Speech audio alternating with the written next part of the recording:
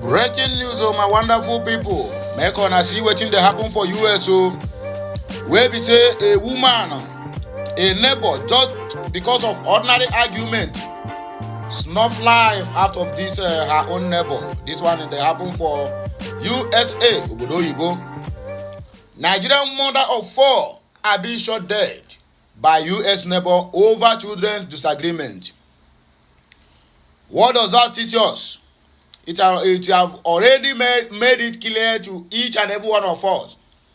Man, as long as you are black, my dear, your case is different. Whether locally or in the international world, they don't regard you as a human being. That is what we keep fighting for. That is what we keep shouting. Not minding what the blacks or the blacks community have contributed in the lives of each and every one of us out there. Go and check it very well. You find out that the DNA of any black man or woman living today, they have different 9 DNAs. In other words, everything that got to do with science and technology is being originated from the DNA of the blacks. But they keep killing the blacks, most especially in the US, as if they don't matter anything or they don't matter in this life or in this world. It is really painful to see this kind of news emanating this early morning.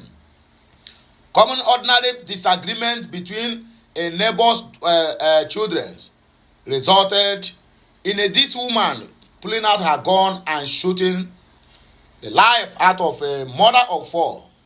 Who is going to care for these 4 kids now? That is the question we all need to ask ourselves. And the government of the United States of America have answers to it. I don't want to go much so that I will not use my mouth to commit myself. But I would like us to pay your attention to hear the news and exactly what happened between the children's disagreement and what led to the death of this mother of a Nigerian mother of 4. If you never subscribe to my channel, please do that as soon as possible. And make sure you turn on the notification button so that you'll be notified each time we go live or post something new on this channel or another channel related to Okute Daily Talk. Please, my mood is not okay this morning, as I don't want to talk too much because of this breaking news I saw this morning by Biodun Busari. She's the one that brought, or he's the one rather, that brought this news to the limelight. A Nigerian mother of 4, Ajike Owens, was shot dead by a white neighbor while she was trying to recover an iPad taken from her child in front of their home in a housing complex in Ocala, Florida, the United States of America.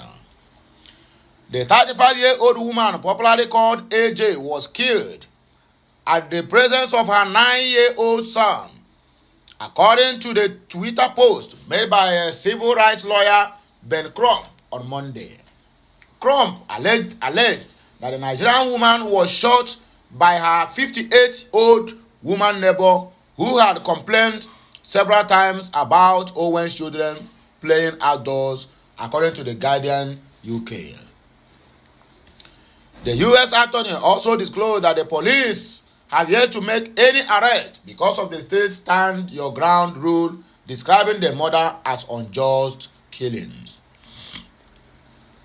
In his own reaction, the Marion County Sheriff, Billy Woods, disclosed at a Monday afternoon press conference that the shooting seems to be the culmination of a fight between the 2 neighbors. Woods added that deputies had been called to the address 6 to 8 times in 2.5 years. He said he should not confirm that Owens was attempting to retrieve an iPad when she was killed. Make on here waiting this county sheriff they talk, Billy Woods. In other words, he supported the killing. Now, what he's trying to tell you is that he's not yet confirmed whether truly she went there to collect the iPad being taken from her child, or she went there for another different thing. Like somebody's life is involved. If the black life does not matter in the US or any part of the world, you people should come out and say it openly rather than killing people unjustly. When she was killed, but said the shooter had thrown a pair of skates of expertise towards Owen's children before the fatal confrontation. Woods said, "Somebody threw something at my child. I did be pissed off. What parents wouldn't be? Who wouldn't be upset at that, regardless of whether they intentionally threw it at them or not? I wish our shooter would have called us instead of taking actions into our own hands or into her own hands. I wish Miss Owens had called us in the hopes we can have never got to the point in which we are here today." The Guardian UK said Woods did not identify the shooter's name, age or race, but added she was being cooperative. He urged patience from the community while the investigation continued, stating that not all the children who witnessed the incident have been interviewed yet. "We are not cold-hearted bastards. We are not going to interview children the night the possible witnessed their mother being killed. We are going to wait. We have to rely on professionals and expert counselors to sit down with them, but I am here to assure the family and the friends that my office is going to do everything to bring justice," Woods added. The report further revealed that the incident happened as several children were playing on the grass in front of a duplex building at the development. According to neighbors who spoke to the Ocala Star Banner, they said a female resident emerged from one of the units, threw something towards the children, scooped up an iPad, and retreated them inside. One of the children told Owens what happened. The neighbor said, and she went to the women's door. She confronted her, and according to the one side, there was a lot of aggressiveness from both of them, back and forth, whether it be banging on the doors, banging on the walls, and threats being made, Woods said. And then, at that moment, it was when Owens was shot through the door. Now so, we take Siamo. Now so, this woman of 4 kids don't say bye-bye to this edge. For ordinary argument, for ordinary harmless confrontation, this world is really something else. Billionaire businessman Dozie meets former Malawi president amid fraud allegations. Our news today is mainly from Africans and abroad. Peoples in diaspora. Billionaire businessman Dozie Mumbusi has met with the former president of Malawi, Bakili Muluzi, following allegations of fraud against him. Mumbusi, via his verified Instagram on Tuesday, shared a photo of his meeting with the former Malawi leader on Instagram. He said, "Yesterday, I had the honor and privilege of spending time with His Excellency, Dr. Bukele Muluzi, the former president of Malawi. This meeting wasn't simple, an encounter, but a masterclass in leadership from a man who stood at the helm of Malawi's transformation into a multi-party democracy," he wrote. "We explored the complexities of the climate change, an issue underscored by the recent devastation of Cyclone Freddy in Malawi. The global implications of such a disaster cannot be overstated, and it reminds us of the pressing need for sustainable action." Mumbusi said he was deeply moved by Muluzi's vision and dedication to his country and made a commitment to support Malawi's development journey. Recall a report by the U.S. investment research firm Hindenburg Research alleged that Mumbusi lied about his investments. The report accused Mumbusi's fintech company Tingo Group of being an exceptionally obvious scam with completely fabricated financials. Tingo Group claims to have diversified business interests in mobile phones, food processing, and online food marketplace for farmers primarily located in Nigeria. But the research firm alleged that Tingo Group lied about its $1.6 billion food processing plant, as well as some of its partnership and products. Hindenburg Research said it checks with the Nigerian Communication Commission (NCC) revealed that it has no record of Tingo being a mobile license at all, despite company claims of having 12 million mobile customers all in Nigeria and across the globe. The firm said it visited Tingo Mobile's office in Nigeria and found only a handful of employees and a sign posted on its door by federal tax authorities stating that the company is a delinquent on its tax obligations. It also accused Mombusi of fabricating parts of his personal and professional history. We have identified major red flags with Dozi's background. For starters, he appears to have fabricated his biographical claim to have developed the first mobile payment app in Nigeria. We contacted the app's actual creator, who called Dozi's claims a pure lie. The report reads in part.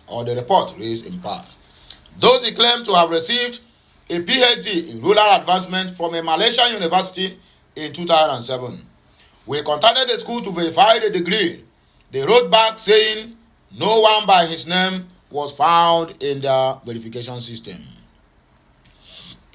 In 2017, Dozy was arrested and faced an 8-count indictment over issuance of bad checks, according to the Nigerian Economic and Financial Crimes Commission. He later settled the case in arbitration.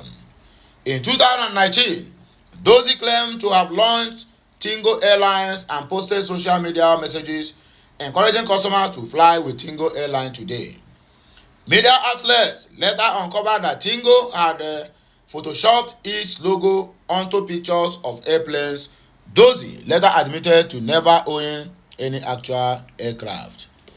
Earlier this year, Mombusi was reported to be interested in buying English football club Sheffield United.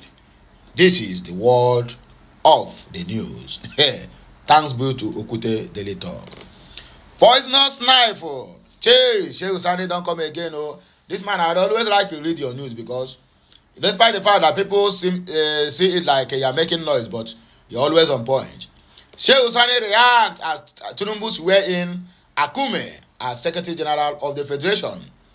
Former Kaduna Central lawmaker, Senator Shehu Sani, had reacted to the appointment of George Akume as the Secretary to the Government of the Federation by President Bola Ahmed Tinubu.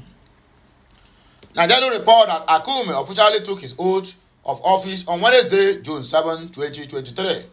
Reacting via a Twitter post, Senator Sani said the president dodged a poisonous knife by giving the appointment of the AGF to Akume and not Mr. Ovasabi. Well, I know the video. Why Tinubu appointed Akume, a former Interior Minister, as the new AGF. He also made the Speaker of the House of Representatives, Femi Gbajabiamila, as his Chief of Staff, COS. According to Sani, Tinubu have caused discord between him and the Vice President Kashim Shettima if another person was appointed SGF. If Tinubu had appointed Mr. Ovasabi as AGF or Chief of Staff, he would have shown the seed of discord between the President and the Vice President, speak and move around as more important than the two. Tinubu has dodged a poisonous knife, Sani wrote on his Twitter account. My husband will do best for Nigeria, according to Regina Akume, the wife of the new SGF. Meanwhile, Regina Akume, the wife of the new Secretary to the Government of the Federation, George Akume, has assured Nigeria that her husband will do his best for the country. Speaking with the State House correspondent after the inauguration of the new SGF, Akume said her husband will discharge his duties diligently in the interest of all the citizens. She said, my husband is a very hard-working man, very humble, kind and compassionate, and I know this time too he will do his best for Nigeria. Also speaking, the new Benue State Governor, Hyacinth Alia, said he was elated that Benue was chosen to produce the SGF. The governor said he is confident that Akume is going to deliver in his new position and the nation is going to be proud that he was chosen as the SGF. He said, I am full of enormous joy. It is a factor of exaltation. Out of the many states, Benue is chosen, and it is one of our sons, whom we are all proud of. We know his requests. We know that what he has offered in the past decades for the state and for the nation. We are confident that he is again going to deliver, and the nation is going to be proud that our choicest man for Benue is selected and sworn in for his great job. Another terrorist attack.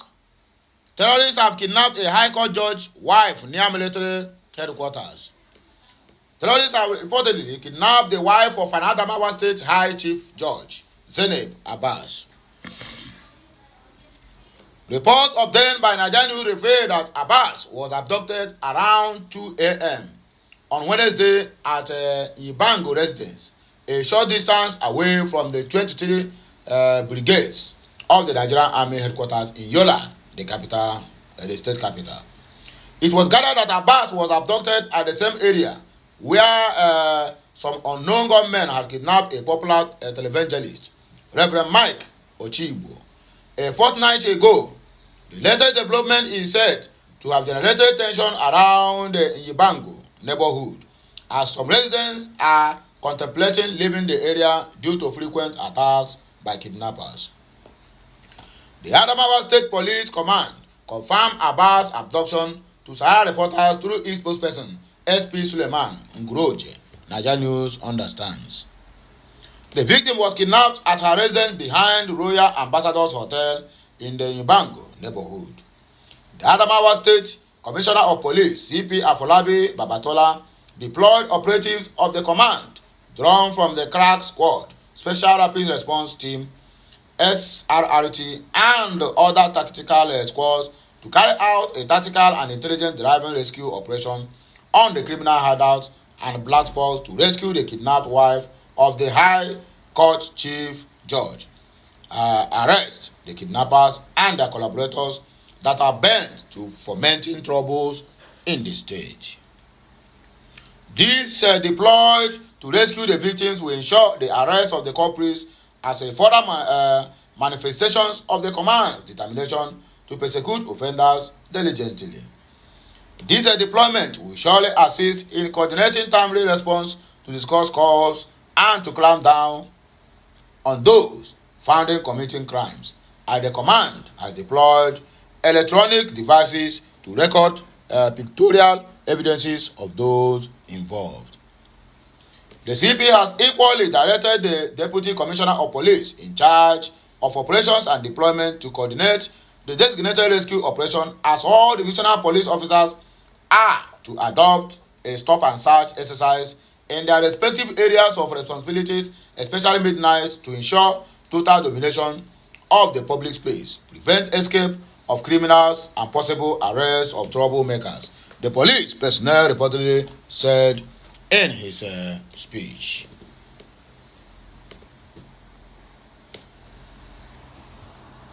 Another one we have here on our hand, details of Tinubu's call with European Council President emerges. President Bola Ahmed Tinubu on Wednesday called on the European Union to aid Nigeria and Africa in boosting security and economic development to combat poverty. The conversation took place during a phone call with the President of the European Council, Charles Michael. The European Council is the European institution that outlines the political direction and the priorities of the European Union.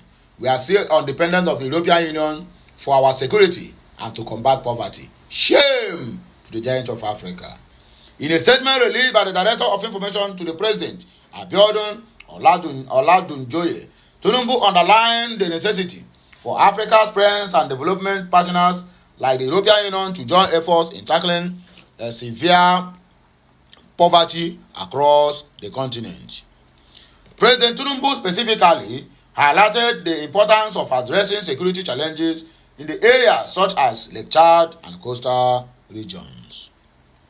He emphasized that his administration is prioritizing these issues and is committed to taking all necessary measures to resolve them. The Nigerian leader assured that he would continue to maintain communication with the European Union and its members or allies. On the other hand, Michael reaffirmed the Council's dedication to strengthening cooperation and partnership with Nigeria based on mutual respect and shared interests.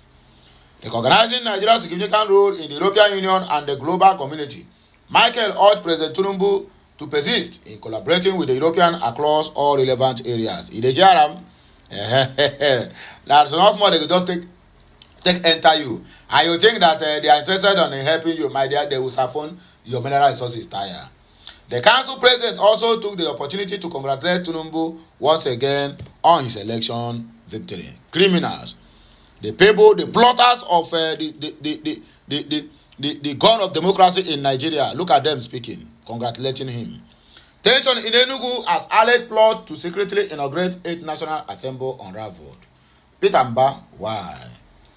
There are speculations that the Enugu state government is allegedly plotting to secretly inaugurate the 8th National Assembly in the state without the majority members elect of the Labour Party, NIJA News has learned. It was gathered that the clerk of Enugu State House of Assembly, Emma Udaya, had been involved in secret meetings with the state governor, Peter Mba, over moves on how to install the People's Democratic Party (PDP), who has the majority members elect at the leadership of the House. According to Daily Sun, an unconfirmed source revealed that the clerk had at a meeting accused the governor of the possibility of producing PDP leadership without the Labour Party members elect raising any objection. This platform understands that while the PDP has 10 members elect, the Labour Party has 14, which is the majority in the House. The source disclosed that the clerk, in his bid to push for a PDP leadership in the House, suggested that a proclamation be made and the date announced, but without a specific time. With this gap in time, our source said he plans to invite only the members elect of the PDP at an odd time and get them inaugurated in the absence of others elect of the Labour Party. Here, voila. Further to this plot, the clerk has already allegedly relieved the sergeant at arms of his duty. The man, popularly known as Danger Man, was alleged to have been stopped from performing the duty forthwith on a flimsy reasons that he is an old man, the source claimed. However, in his reaction, the Enugu clerk, Udaya, has debunked the report, saying it is a foolish rumor. According to him, Governor Mba is here to send a proclamation and his office will be holding an orientation for the members elect in Enugu from Thursday, so he doesn't know of any arrangement for a secret inauguration.